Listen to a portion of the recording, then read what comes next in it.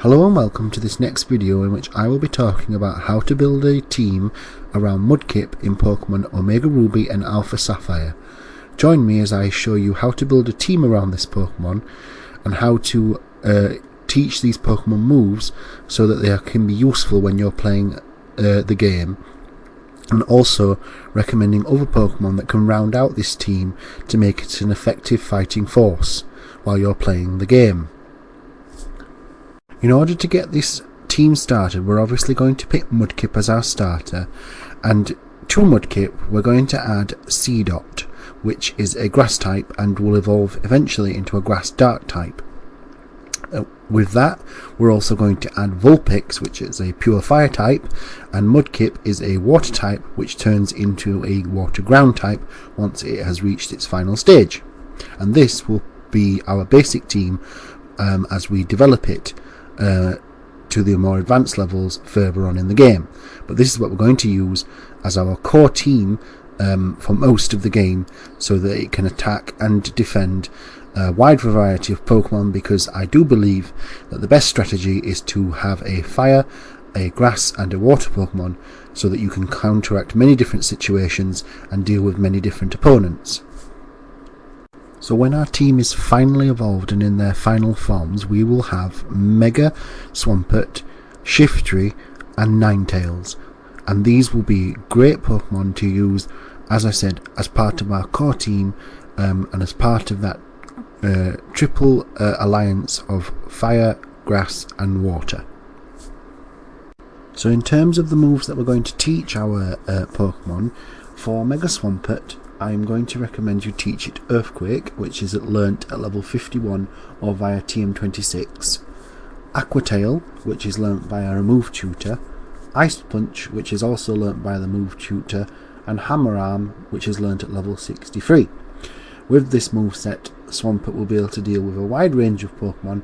and also gain critical stab from several moves on this list, which will mean that it can be an effective fighting force and deal with a wide range of different Pokemon that it may come up against.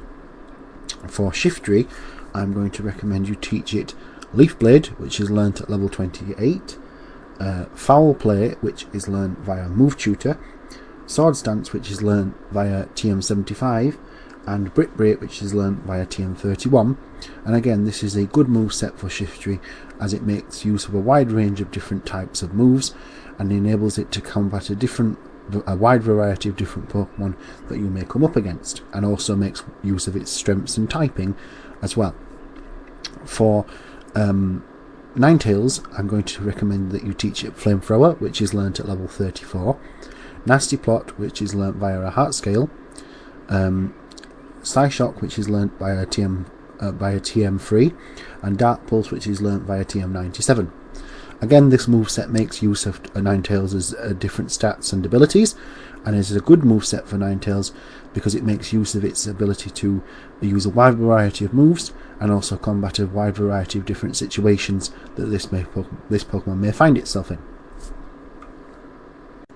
So in this final section, I'm going to recommend Pokemon that I feel you could add to this team to round it out more and give it greater versatility and enable it to deal with a wider range of different situations.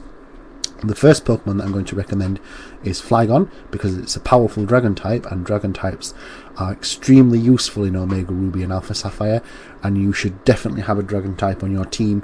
regardless of what it is. But Flygon works well with this particular team. That is why I'm recommending it. The other Pokemon that I'm also going to recommend is Dusknoir, as ghost types are also quite useful in Omega Ruby and Alpha Sapphire, as there are several gym leaders, trainers and Elite Four members that ghost types are very useful against, and therefore Dusknoir has earned its place on this recommendation list.